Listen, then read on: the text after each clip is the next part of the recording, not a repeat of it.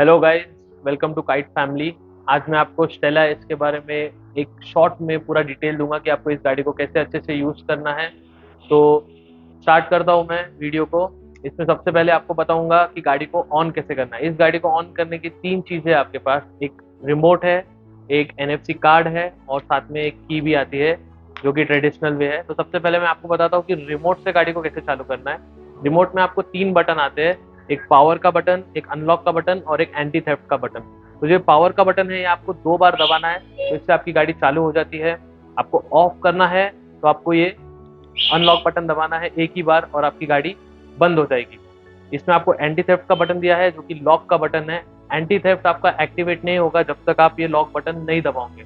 तो जब आप लॉक बटन एक बार दबाते हो, गाड़ी ऐसे साउंड करती है एंड आपकी गाड़ी लॉक हो जाती है। लॉक मतलब कोई भी हाथ लगाएगा या चोरी करने की कोशिश करेगा, गाड़ी एक सायरन बजाएगी और गाड़ी का टायर लॉक हो जाएगा और गाड़ी आगे नहीं बढ़ेगी।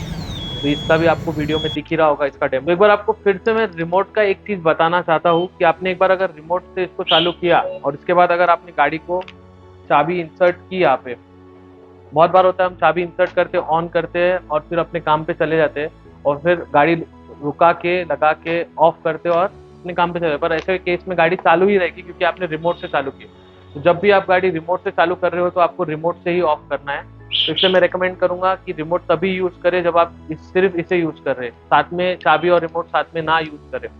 अब चाबी से ऑन करना एकदम सिंपल है, चाबी बस इसमें इंसर्ट करनी है और इसको एक बार घुमाना है राइट साइड, जैसे आप कोई भी नॉर्मल एक टू व्हीलर ऑन करते हो वैसे, और गाड़ी आपकी ऑन हो जाती है।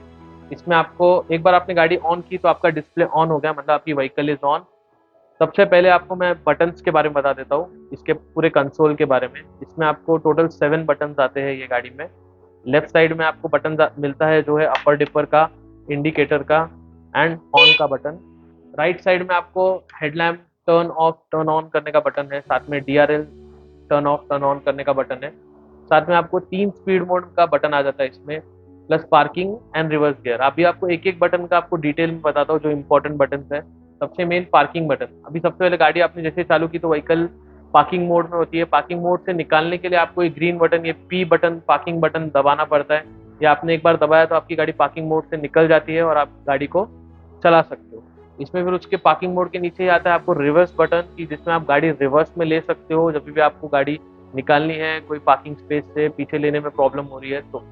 उसके बाद इसी के बाजू में आता है आपको 3 स्पीड मोड, जिससे आप आपकी स्पीड कंट्रोल कर सकते हो, फर्स्ट सेकंड थर्ड। इसमें 3 स्पीड मोड आते हैं। पहले मोड पे आपको स्पीड 25 के आसपास मिलती है, सेकंड पे 30 एंड वैसे आपको स्पीड मिलती है उसके आगे। तो ये स्पीड मोड इसलिए दिया गया है, इससे आपको माइलेज आप आपका कंट्रोल कर सकते हो। जितना कम स्पीड पे आप चलाओगे उतना अच्छा आपको माइलेज मिलेगा। माइलेज में और भी फैक्टर्स होते हैं कि आप गाड़ी पे कितना वेट डाल रहे हो, कितना वजन डाल रहे हो गाड़ी पे, उस हिसाब से आपको आपका माइलेज मिलता है। तो माइलेज के बारे में अगर आपको और डिटेल्स चाहिए तो आप कोई भी टेक्नीशियन या सेल्स पर्सन से ज़रूर पूछना डिटेल में कि आपकी गाड़ी का कितना माइलेज है और कौन से मोड पे आपको कितना माइलेज मिलेगा। तो आगे बढ़ते हैं डिस्प्ले के साथ।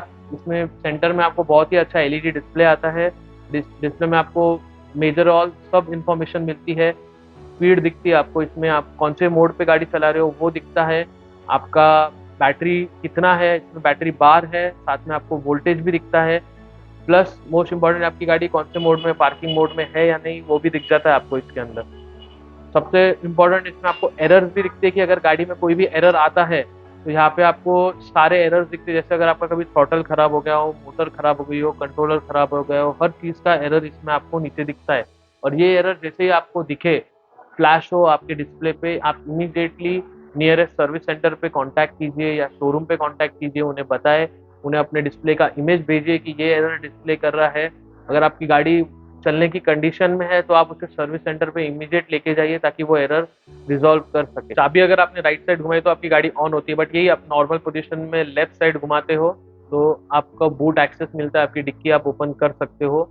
और डिक्की जैसे ही आपने ओपन किया आपको पूरा बूट स्पेस का एक्सेस मिलता है। साथ में आपको डिक्की में ही मिलता है एमसीबी स्विच, जो कि आपका एक सेफ्टी स्विच है। अगर आपकी गाड़ी पे ज़्यादा लोड आता है या गाड़ी में कुछ भी टेक्निकल इशू आता है तो एमसीबी सबसे पहले ट्रिप हो जाता है।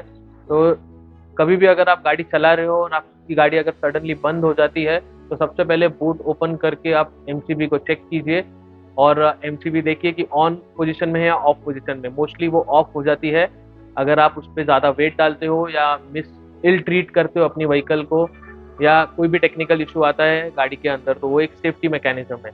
प्लस एमसीबी का और एक यूज़ है कि अगर आप कहीं बाहर जा रहे हो, आप ट्रैवल कर रहे हो और आपका व्हीकल का बिल्कुल यूज़ नहीं होने वाला है 8 से 10 दिन, तो आप व्हीकल को फुल चार्ज करके एमसीबी को टर्न ऑफ करके आप जा सकते हो, जिससे आपकी बैटरी स्टैंडिंग पोजीशन में भी डिस्चार्ज नहीं होगी।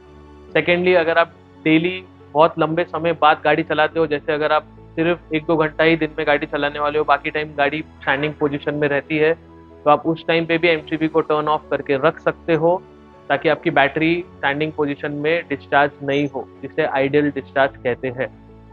साथ ही अगर डिक्की का तो आपको मैंने बता दिया। इसके बाद अगर आपको लेफ्ट साइड आपने रोटेट किया तो डिक्की ओपन होती है नॉर्मल पोजीशन में, पर अगर आपको हैंडल लॉक करना है तो ये चाबी को अंदर प्रेस करना है और फिर उसको लेफ्ट साइड रोटेट करना है, तो आपका हैंडल लॉक हो जाएगा। हैंडल लॉक करने के लिए नॉर्मल पोजीशन में की को इंसर्ट करना है, हैंडल को टिल्ट करना है और लेफ्ट साइड उसे रोटेट करना है अंदर प्रेस करके ही, तो आपका हैंडल लॉक हो जाएगा व्हीकल का। ठीक है, अब इसके बाद मैं आपको बताता हूँ कि आपको चार्जिंग कैसे करना है व्हीकल का। चार्ज करने के लिए आपको चार्जर को इधर कनेक्ट करना है। व्हीकल ये सीट के नीचे ही यहाँ पे स्पेस दिया हुआ है, यहाँ पे आप चार्जर अपना कनेक्ट करोगे और चार्जर को अपने सॉकेट में प्लग इन करोगे और बटन ऑन करोगे, आपकी चार्जिंग चालू हो जाएगी। ये ऑटो कट ऑफ चार्जर है। आपका जैसे ही व्हीकल फुल चार्ज हो जाता है तो चार्जिंग बंद हो जाएगी, बट वो कुछ समय के लिए ही बंद होती है। ऐसा नहीं कि आप 3 घंटा चार्ज करना है और आप 12-13 घंटे उसको चार्जिंग पे छोड़ रहे हो, इससे आपकी बैटरी की लाइफ कम हो जाती है। तो चार्ज उतना ही कीजिए जितनी ज़रूरत है। जैसे अगर आपको व्हीकल को, जैसे लेड एसिड बैटरी को 7 आवर्स लगते हैं चार्ज करने को और लिथियम को 3-3.5 आवर्स, आप आपका चार्जिंग एग्जैक्ट चार्जिंग टाइम आपके व्हीकल का आप टेक्नीशियन या सेल्समैन से पूछ सकते हो और उसके हिसाब से ही चार्जिंग कीजिए। व्हीकल की ओवर चार्ज मत कीजिए। ऑटो कट ऑफ चार्जर है पर ओवर चार्जिंग होता है, उससे इमीडिएट इफेक्ट नहीं आता, आपको लॉन्ग पीरियड में बैटरी की लाइफ कम हो जाती है। तो इस अभी बात करते हैं व्हीकल मेंटेनेंस के बारे में। तो इस व्हीकल को मेंटेन करने के लिए आपको मैं रेकमेंड करूंगा कि आप इसको 3 बार ज़रूर सर्विस कराएं एवरी ईयर। एंड आप सेल्स टीम से पूछ लीजिए कि क्या रिकमेंडेड टाइम है। कोई 4 बार बोलता है, कोई 3 बार। मैं ये रेकमेंड करूँगा एवरी 4 मंथ्स में तो आप इसको 1 बार ज़रूर सर्विस कराएं। साथ ही साथ में इसमें सबसे मेन थिंग है, आपको व्हीकल वॉश करनी पड़ती है एवरी ईयर। ये रिकमेंडेशन है मेरा कि आप इससे कोई भी अनऑथराइज या बाहर के सर्विस सेंटर पे प्रेशर वॉश ना करें, घर पे भी इसे प्रेशर वॉश ना करें। ये एक इलेक्ट्रिक स्कूटर है, ये वाटर प्रूफ है, इसे बारिश में कुछ नहीं होता ऊपर से पानी गिर रहा है तो। बट अगर आप इसके कंपोनेंट्स पे, जैसे कि मोटर हो गया पीछे या बैटरी के एरिया में हो गया, आप प्रेशर से पानी मारते हो तो वहाँ पे अंदर पानी जा सकता है, उसकी जो वाटर प्रूफ की कोटिंग है वो टेयर हो सकती है, इससे आपका कंपोनेंट खराब हो सकता है, आपके व्हीकल के वो कंपोनेंट की वारंटी वॉइड हो सकती है। एंड वाटर से बचाने के बारे में और वाटर से मेंटेन रखने के बारे में मैं आपको और डिटेल में नेक्स्ट वीडियो में बताऊंगा। पर फिलहाल आपको यही रिकमेंड करूंगा कि आप इसे कोई भी अनऑथराइज सर्विस सेंटर पे वॉश ना करें, घर पे भी प्रेशर वॉश ना करें, हमारे काइट ऑथराइज सर्विस सेंटर में ही लेके आए अपने व्हीकल को वॉश करने के लिए। फाइनली मैं ये कंक्लूड करना चाहूँगा कि ये वीडियो एक इन्फॉर्मेशन पर्पस के लिए है। इसमें जो भी मैंने आपको डिटेल्स दी है, हो सकता है वो अपग्रेड हो चुकी हो जब तक आप ये वीडियो देख रहे हो, तो आप सेल्स टीम या टेक्निकल टीम से ज़रूर कनेक्ट कीजिए अगर आपको कुछ भी एक्स्ट्रा फीचर दिखता है तो। एंड वारंटी के बारे में, प्रोडक्ट के एंड कंपोनेंट्स के डिटेल में जानकारी के लिए आप प्लीज़ हमारी यूज़र मैनुअल रीड कीजिए या सेल्स टीम या टेक्नीशियन से कनेक्ट कीजिए इस रिगार्डिंग। धन्यवाद, आपका दिन शुभ रहे।